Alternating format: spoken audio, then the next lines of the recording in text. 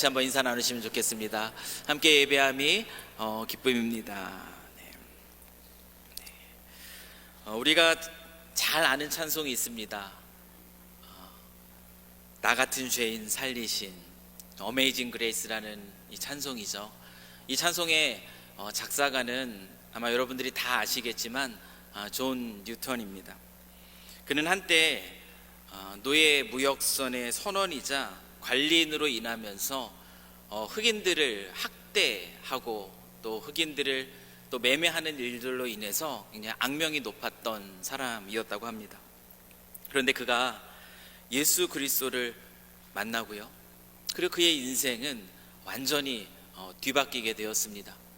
여러분들 이미 들어서 아시겠지만 그는 영국 성공회의 목회자가 되었고요, 그 노예 무역에 참여했던 그 자신의 그 과거의 죄를 회개하면서 그는 이제 노예 제도 폐지의 헌신을 다하게 됩니다. 감사하게도 그 귀한 헌신의 결과는 1807년 그가 죽음을 맞이하게 되는 그때인데요, 그때에 노예 무역 금지법이 제정이 되고 그 이후로 25년이 지난 후에 영국에서 노예 제도는 완전하게 폐지가 됩니다. 그 임종을 앞둔 시기에 그 뉴턴은 그 사람들에게 이런 고백을 했다고 해요. 내 기억이 점점 흐려가지만 두 가지 사실은 아주 명확하게 기억합니다. 하나는 내가 큰 죄인이라는 것이고, 또 다른 하나는 그리스도는 위대한 구원자라는 것입니다. 예수 그리스도를 만난 이후에 그 회심한 존 뉴턴은 이 고백을 가지고 한평생을 살아가게 됩니다. 육신은 약해지고 기억력도 점점 쇠하여지는 그때에 그의 마음속에는 더욱더 선명하게 기억되는 것이 있다고 이렇게 얘기하고 있는 것이에요. 내가 얼마나 큰 죄인이었는가. 그런데 그런 나를 구원해 주신 우리 주 예수 그리스도는 얼마나 위대한 구원자이신가. 그 고백만이 그 존 뉴턴의 그 마음속에 그 선명하게 기억되는 고백이었습니다. 그래서 그는 이 고백을 담아서 찬양시를 지은 거죠. 그 잘 아는 나 같은 죄인 살리신입니다. 우리 같이 한번 우리 1절만 같이 한번 이 찬양을 불러보면 좋겠습니다. 나 같은 죄인 살리신 주 은혜 놀라워 잃었던 생명 찾았고 광명을 얻었네. 이 존 뉴턴의 회심 이야기를 통해서도 우리가 분명하게 확인하는 아주 중요한 사실이 있습니다. 그것이 무엇이냐면 어떤 그 견고한 진도 무너뜨리는 하나님의 능력이 되는 이 복음이 변화시키지 못할 사람은 아무도 없다라는 것입니다. 위협과 살기가 등등한 모습으로 그리스도 예수를 믿는 자를 잡으러 다녔던 사도 바울을 변화시켰던 그 복음은 노예 무역선에서 흑인들을 학대하는 삶을 살았던 이 존 뉴턴을 변화시켰습니다. 그리고 역사 속에서 그 수많은 사람들을 변화시켜 왔던 그 복음은 지금 우리의 귀에 들리게 되었습니다. 이 복음이 저의 삶을 변화시켰고, 그리고 이 복음이 여러분의 삶을 또한 변화시킨 줄 저는 믿습니다. 복음이 변화시키지 못할 사람은 아무도 없습니다. 다만 다양한 이유들로 복음의 마음을 열지 않는 사람만 있을 뿐입니다. 이렇게 말하는 것이 어쩌면 그 모순처럼 들릴 수도 있을 것 같아요. 어떤 견고한 진도, 무너뜨리는 하나님이 어떻게 한 사람의 마음을 열지 못할 수 있을까라고 우리는 그런 질문을 던질 수도 있고요. 어쩌면 이 말이 맞는 것처럼 들릴 수도 있습니다. 하지만 하나님은 인격적인 하나님이시기에 그와 같은 방법으로 일하지 않으신다라는 거예요. 하나님은 인격적이신 분이시기 때문에 그 사람의 그 마음에 강제로 침입하셔서 그 마음의 문을 열어 제끼시는 그런 분이 아니십니다. 하나님은 늘 그 곁에 찾아와 주셔서 그 곁에서 그의 마음 문을 두드려주고 계시는 거예요. 그 듣지 않으려는 그 마음의 그 문이 열려서 복음 앞에 반응하기를 기다려 주시는 하나님이 바로 그런 하나님입니다. 그렇기 때문에 혹시 우리 주변에 여전히 복음의 마음의 문을 열지 못하고 있는 그 사랑하는 이들이 있다면 우리가 그들을 위해서 해줄 수 있는 것이 있어요. 그것이 무엇이냐면 우리도 역시 우리 하나님처럼 그 곁에 서는 것입니다. 그 곁에 서서 그 영혼이 그 마음의 문을 열 수 있도록, 마음의 문을 열고 복음에 반응할 수 있기를 위해서 계속적으로 그 영혼을 위해서 기도하는 겁니다. 하나님은 그 기도 가운데 역사하셔서 그 마음의 문이 부드럽게 열리게 하시고 그 복음에 반응하게 하실 겁니다. 혹시 우리 가운데 아직 복음의 마음의 문을 열지 못하신 성도님이 이 자리에 계시다면 우리 주님이 간절하게 외치시는 그 부름 앞에 그 부름을 기억하시길 이 시간 권면합니다. 우리 주님은 말씀하세요. 귀 있는 자는 들으라 말씀하시고, 그리고 듣는 자는 살아나리라 말씀하십니다. 주의 복음에 마음의 문을 열고 들으면, 그러면 그 영혼은 살아납니다. 우리 가운데 이런 말씀을 하시는 분이 종종 계세요. 저는 정말 주님을 믿고 싶은데 믿어지지가 않습니다.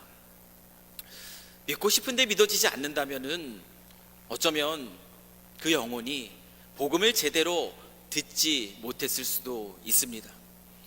복음에 제대로 귀를 기울일 때 그 복음은 그 어떠한 견고한 진도 무너뜨리기 때문에 그 복음을 듣는 자는 살아납니다.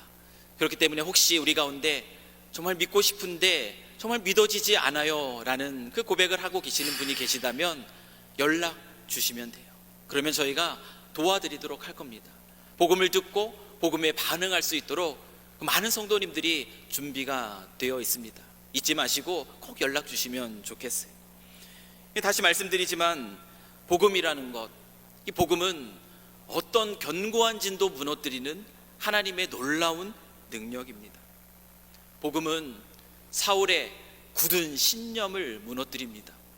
사울의 굳은 신념이 무슨 신념이에요? 예수는 하나님의 아들이 아니다라는 것이 사울이 믿고 있던 굳은 신념이었습니다. 그래서 그는 예수를 믿는다고 따라다니는 사람들을 참아볼 수가 없는 것이에요. 그래서 위협과 살기가 등등한 그 마음으로 그들을 잡으러 다녔던 이 사울의 그 굳어진 마음, 복음은 그 마음을 무너뜨렸습니다. 뿐만 아니라 이 복음은요, 우리 안에 있는 또 다른 견고한 진을 무너뜨립니다. 그것이 무엇이냐면 앞날이 창창한 이 젊은 사울, 이 사울이 복음 때문에 포기하기에 너무나 아까운 것들이 있었습니다. 그것이 무엇이냐면 이미 사회 안에서 그가 가지고 있던 명성이고요, 그가 사회 안에서 정말 다른 사람의 인정을 받았던 그의 학문입니다. 그의 열심과 그의 학문과 그로 인한 그의 열심, 그 하나님을 향한 열심은요, 이 사울이라는 한 청년을 유대 사회에서 성공의 가도를 달리게 할 수 있는 그 중요한 요소들이었어요. 그런데 그 모든 것들, 그 포기하기 너무나 어려운 것들도 내려놓게 한 것이 바로 복음입니다. 여러분, 빌립보서 3장 6절에서 9절 말씀을 한번 보십시오. 바울은 후에 이렇게 고백하고 있어요. 열심으로는 교회를 박해하고 율법의 의로는 흠이 없는 자라.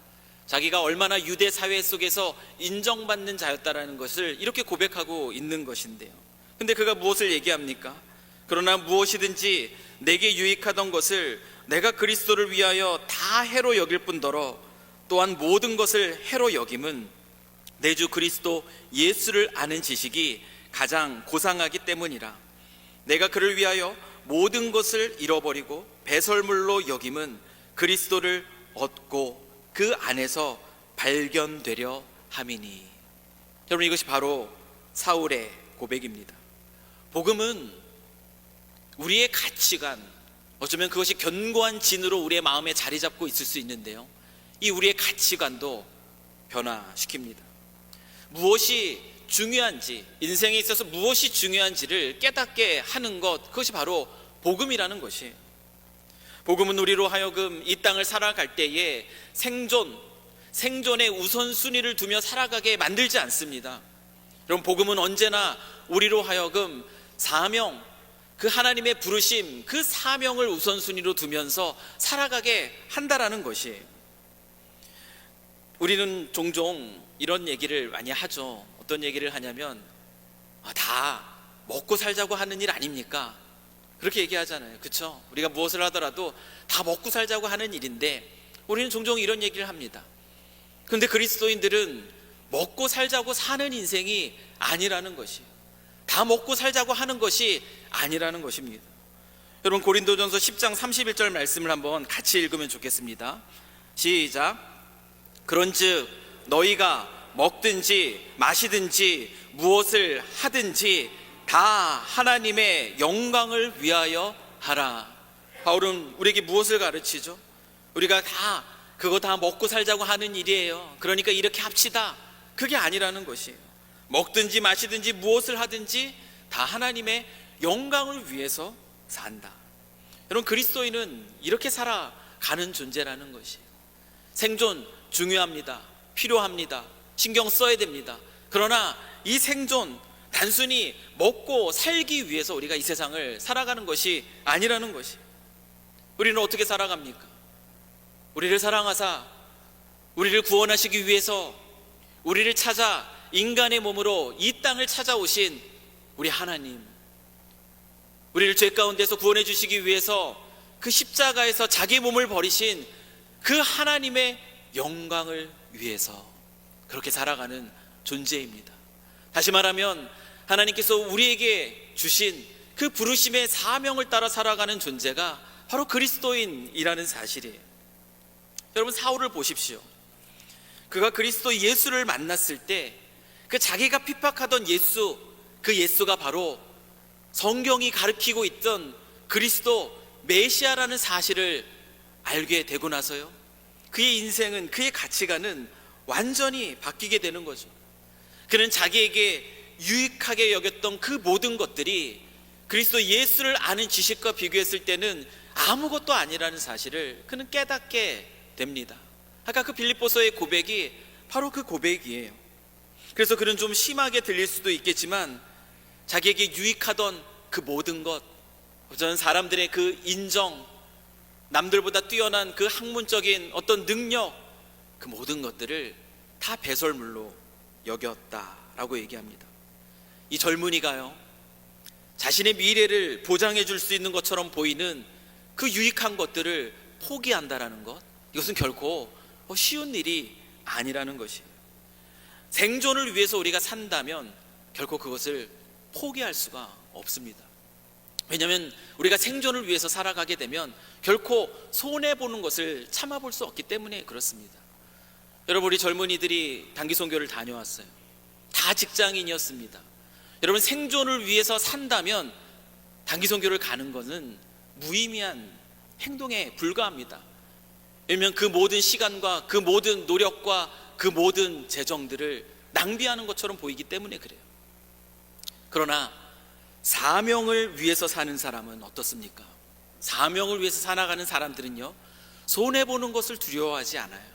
왜냐하면 그를 그 사명으로 부르신 그 하나님이 어떤 분인지 알기 때문에 그렇습니다. 우리 하나님은 모든 것의 주인 되시죠. 우리 하나님은 그 사랑하는 자들을 돌보시는 분이시죠. 그 하나님은 그래서 그 필요한 것들을 넉넉하게 부족함 없이 채워주는 분이시기 때문입니다. 그 하나님을 아는 자들은 계산하는 인생을 살아가지 않는다라는 거예요. 손해보는 것을 두려워하지 않는다라는 겁니다. 주님의 부르심 앞에 순종하는 삶을 살아갑니다. 사울은 그가 깨닫게 된 지식, 그리스도가 바로 예수라는 사실을 알고 그리스도 예수를 선택합니다. 그를 예루살렘 그 최고의 랍비에게 유학까지 보냈던 그의 아버지, 그 사내들인 공회라는 최고의 그 법적 기구에 이제 한 회원이 될 것을 어쩌면 동네방네 사람들에게 자랑하고 다녔을 그의 부모님, 그 부모님이라면 결단코 반대했을 선택, 그 선택을 사도 바울은 하게 됩니다. 생존이 아니라 사명을 선택합니다. 여러분, 생존이 아니라 사명을 선택했던 이 사울의 선택의 결과, 여러분 그 결과는 어떻게 오늘 본문 속에 드러나고 있습니까? 그 결과는요, 놀랍게도 핍박입니다. 예수를 그리스도라 믿는 자들을 핍박하던 그 사울의 위치가 이제 완전히 뒤바뀐 것이에요. 그가 핍박하던 예수가 바로 그리스도가 맞다라는 사실을 깨닫고 예수가 그리스도이심을 전하는 사울에게 뒤따른 것은 바로 핍박이었습니다. 사도행전 9장 오늘 본문 23절 24절 말씀을 보십시오. 여러 날이 지나매 유대인들이 사울 죽이기를 공모하더니 그들이 그를 죽이려고 밤낮으로 성문까지 지키거늘 어제의 동료가요 이제는 오늘의 적이 되었습니다. 후회할 만한 선택이라고, 왜 그런 선택을 했는지 모른다고 아마 사울의 친구들은 그렇게 이야기했을 것이에요. 하지만 사울에게는 그 선택이요 후회스러운 선택이 결코 아니었던 것 같아요. 28절 29절 말씀을 보십시오. 사울이 제자들과 함께 있어 예루살렘에 출입하며 또 주 예수의 이름으로 담대히 말하고 헬라파 유대인들과 함께 말하며 변론하니 그 사람들이 죽이려고 힘쓰거늘 그 죽음의 위협으로부터 피했습니다. 그런데 그 피한 그곳에서 사울은요 오히려 또 담대하게 예수가 그리스도이심을 증거합니다. 그로 인해서 그를 죽이려고 하는 사람은 더 많아졌습니다. 그럼에도 불구하고 그는 이 삶을 계속 살아갑니다. 죽음의 위협 속에서도 하나님이 주신 그의 사명으로 이 바울은, 이 젊은 이 사울은 담대하게 주의 복음을 전하고 있습니다. 그의 선택이 후회스러운 선택이 아니라는 것을 보여주는 증거예요. 이 모습을 보면서 사울이 어떻게 이렇게 담대할 수 있었을까? 단순히 하나님이 그를 부르셨기 때문에, 그에게 주신 그 사명 때문에 그가 이렇게 담대할 수 있었을까? 라는 그 질문을 던지면서 오늘 본문의 말씀을 묵상하면서요 아주 중요한 사실 그 하나를 깨닫게 됩니다. 왜냐하면 저희들이 사명을 받았어도요 이 사명을 가지고 끝까지 가는 게 결코 쉬운 일이 아니거든요. 목회자들도 마찬가지입니다. 때로는 지치고 때로는 낙심하고 넘어질 때가 있는 것이에요. 사도 바울은 그러지 않았겠습니까? 회심하자마자 그 죽음의 위기에 처했는데 그런 마음이 들 수도 있어요. 근데 그가 어떻게 그렇게 담대하게 이 걸음을 걸어갈 수 있을까? 오늘 본문을 보면서요 발견한 중요한 사실은 무엇이냐면 하나님이 회심한 이 사울에게 주신 선물이 있더라고요. 그 선물이 무엇이냐면 바로 믿음의 공동체입니다. 하나님께서 회심한 사울에게 제일 먼저 주신 것은 무엇이냐면 바로 다메섹에 있는 아나니아라는 사람이었습니다. 아나니아는 하나님의 인도하심을 따라 사울을 찾아갔고요 그리고 그 사울에게 세례를 베풉니다. 이 아나니아가 이 사울을 어디로 이끌었겠습니까?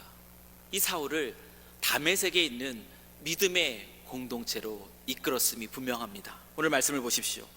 9장 19절 하반절 말씀을 보면 사울이 다메섹에 있는 제자들과 함께 며칠 있을새, 이 회심했던 이 사울은 믿음의 공동체와 함께 있었습니다. 여러분, 온전한 회심의 이 세 가지 조건 중에 하나가 바로 소속의 변화예요. 믿음의 공동체입니다. 여러분, 다른 두 가지 기억이 나시죠? B자로 시작되는 영어 단어로 설명할 수 있다고 말씀드렸어요. 온전한 회심의 세 가지 중요한 주권 중에 하나는 무엇이냐면 바른 믿음입니다. 사도 바울은, 이 청년 사울은요, 예수가 그리스도라는 바른 믿음을 가지고 있었어요. 그리고 두 번째는 무엇이냐면 삶의 변화입니다. 한때 비방자로, 박해자로, 핍박자로 살았던 이 사울은요, 그리스도 예수를 증언하는 복음 증거자의 변화된 삶을 살아간 것이에요. 바른 믿음이 있었고 그의 삶의 변화가 나타나고 있었고, 그리고 그에게는 믿음의 공동체가 있었습니다. 사울은 공동체에 속해 있었습니다. 여러분, 우리가 신앙생활을 하는 데 있어서 너무나 중요한 것이 무엇이냐면 바로 믿음의 공동체입니다. 물론 우리 가운데 이런 말을 하실 수 있는 분도 계실지도 모르겠어요. 공동체 때문에 신앙생활이 하는 것이 더 어렵습니다. 차라리 공동체 없이 혼자 신앙생활하는 것이 더 낫겠습니다. 어쩌면 우리는 공동체의 삶을 살아가면서 때로 마주하게 된 여러 가지 일들로 인하여서 이런 고백을 할 수도 있겠습니다. 그런데 한번 생각해 보십시오. 그런 이유로 우리가 공동체를 떠나서 혼자 신앙생활을 하게 된다면 여러분, 그때 우리의 신앙은 더 나아져 있을까요? 더 성장해 있을까요? 더 성숙해 있을까요? 아마 그렇지 않을 겁니다. 왜냐하면 홀로 신앙생활을 하는 것은 하나님의 계획이 아니기 때문에 그렇습니다. 하나님은 사울에게 공동체를 주셨어요. 그 공동체가 이 사울의 믿음을 지지해 주었기 때문에 사울이 복음을 전할 수 있었던 것이고요. 그 공동체가 그 곁에서 사울을 돌아보고 보호해 주었기 때문에 이 사울이 복음 증거의 사명을 힘있게 계속 감당할 수 있었다는 것이에요. 그것이 오늘 우리가 보고 있는 말씀입니다. 여러분, 유대인들이 사울을 죽이려고 공모했어요. 그런데 그 은밀한 살해 계획, 이것이 어떻게 사울에게 들려졌겠습니까? 어떻게 그것이 들어갈 수 있겠어요? 이 다메섹에 있었던 믿음의 공동체의 지체들이 그 귀를 기울이며 그 소식을 듣고 전해 주었음이 분명하다라는 것이에요. 다메섹의 공동체는요, 위기 가운데 있던 사울을 보호해 줍니다. 우리 25절 말씀도 보세요. 그의 제자들이 밤에 사울을 광주리에 담아 성벽에 달아내리니라. 그 공동체가 사울을 돌봅니다. 그 공동체가 사울을 보호해 주었어요. 사울이 예루살렘으로 피해 갔을 때도 한번 보십시오. 사울은 하나님이 또 그에게 붙여주신 믿음의 지체 바나바를 통해서요, 이 예루살렘 그 믿음의 공동체 안에 들어가게 됩니다. 그 예루살렘 공동체도 마찬가지였습니다. 사울을 받아주고 사울의 믿음을 지지하여 주었기 때문에 사울은 그 예루살렘에서도 담대하게 주의 복음을 전할 수 있었고요. 그 공동체가 사울을 돌아보며 사울을 보호해 주었기 때문에 사울은 이 복음 전도자로서의 사명을 끝까지 그가 주님 앞에 부름받은 그날까지 감당할 수 있었다라는 것이에요. 우리 29절 30절 말씀 보십시오. 또 주 예수의 이름으로 담대히 말하고 헬라파 유대인들과 함께 말하며 변론하니 그 사람들이 죽이려고 힘쓰거늘 형제들이 알고. 믿음의 공동체입니다. 형제들이 알고 가이사라로 데리고 내려가서 다소로 보내니라. 여러분, 믿음의 공동체가 없었다면 사울은 그의 복음 전파의 사명을 온전히 감당하기 어려웠을 것이라는 거예요. 믿음의 삶, 여러분, 믿음의 삶은요, 혼자 내 힘으로 그렇게 살아갈 수 있는 것이 아닙니다. 믿음의 공동체 안에서 함께 걸어갈 때 우리는 계속 걸어갈 수 있어요. 믿음의 공동체 안에서 함께 걸어갈 때 우리는 멀리 걸어갈 수 있습니다. 사울은 회심하는 그때부터 하나님이 그에게 허락하여 주신 이 공동체, 그 믿음의 사람들과의 만남, 이것이 얼마나 중요한지를 깨달았고요. 그리고 그가 보낸 이 수많은 편지들을 보십시오. 그 서신서의 내용들을 보십시오. 무엇에 관한 내용입니까? 믿음의 공동체에 관한 내용이에요. 부족하고 완전하지 않고, 그러나 그리스도 안에서 서로 돌아보면서 함께 지어져가는 공동체됨을 누리며 살아가라. 이것이 서신서의 그 대부분의 내용이라는 것입니다. 사랑하는 성도 여러분, 하나님은 우리를 불러서 당신의 자녀가 되게 하셨습니다. 그리고 그 하나님은 우리를 불러서 공동체를 이루게 하셨어요. 서로 다른, 너무나 서로 다른 우리가 함께 한 몸을 이루면서 믿음 안에서 살아가게 하셨고, 그 한 믿음 안에서 한 몸을 이룬 서로 다른 지체들이 부족하고 연약하지만 서로를 바라보면서 서로를 돌아보고 서로를 격려하며 믿음을 힘이 되는 존재로서 그 곁에 있으며 살아가도록 하셨다라는 사실입니다. 생존이 아닌 사명을 따라가는 신앙의 삶, 쉽지 않은 삶이거든요. 이 생존이 아닌 사명을 따라 살아가는 이 신앙의 삶을 살아갈 수 있도록 하나님이 우리에게 허락하신 것이 바로 믿음의 공동체예요. 키르기스탄 단기 선교도 다녀왔어요. 이슬람 사회에서, 개종해서 그 믿음으로 해서 핍박을 받고 있는 그 키르기스탄의 현지 성도들, 캄보디아, 올해는 캄보디아도 다녀왔습니다. 이 불교권에서도 마찬가지더라고요. 개종해서 신앙을 갖게 되면 그 가족과 사회 안에서 또한 차별과 핍박을 받는 것을 보았습니다. 그런 캄보디아 그 성도들을 만났습니다. 그들 그리스도를 선택함으로 인하여서 그 어려움을 선택하는 그 삶을 살아가는 그들에게 당신의 선택이 틀리지 않았습니다. 우리는 그리스도 안에서 한 가족입니다. 이 메시지를 들려주었을 때 그들은 너무나 큰 위로를 받으시더라고요. 저는 그들의 모습을 보면서 우리 팀들도 마찬가지요. 똑같은 은혜를 받았습니다. 그 핍박이 따르는 그곳에서 그리스도 예수를 선택하며 믿음을 지키며 살아가는 그들의 모습을 보면서 오히려 우리들이 또한 또 많은 위로를 경험하게 됩니다. 여러분, 신앙의 길이라는 것은요, 나 혼자 내 힘으로 그렇게 살아갈 수 있는 길 결단코 아니라는 것이, 신앙의 길은 함께 걷는 길입니다. 주님과 동행하며 걸어가지만 주님이 우리에게 허락하여 주신 믿음의 공동체와 함께 동행하며 걸어가는 길이 바로 신앙의 걸음이에요. 서로가 서로에게, 우리는 연약한 존재이기 때문에 때로는 그 어리석음을 드러낼 수 있지만 서로가 서로에게 격려가 되는 존재, 서로가 서로에게 힘이 되는 존재, 서로의 부족함을 안아주는 존재, 그러므로 더 아름다운 공동체를 세워가는 존재, 우리가 이 믿음의 공동체 삼성교회 안에서 그렇게 믿음의 하나됨을 이루면서 이 땅에서의 신앙의 삶, 사명을 따라가는 그 걸음을 걸어가는 우리 모든 이들에게 정말 힘이 되는 그런 삶을 살아가기를 주님의 이름으로 간절히 축원합니다. 주님의 날이 멀지 않았습니다. 주님의 날이 가까웠습니다. 그럴수록 모이기를 힘쓰며 서로 돌아보아 사랑과 선행을 격려하라 말씀하십니다. 우리가 무엇을 바라보며 살아가야 하겠습니까?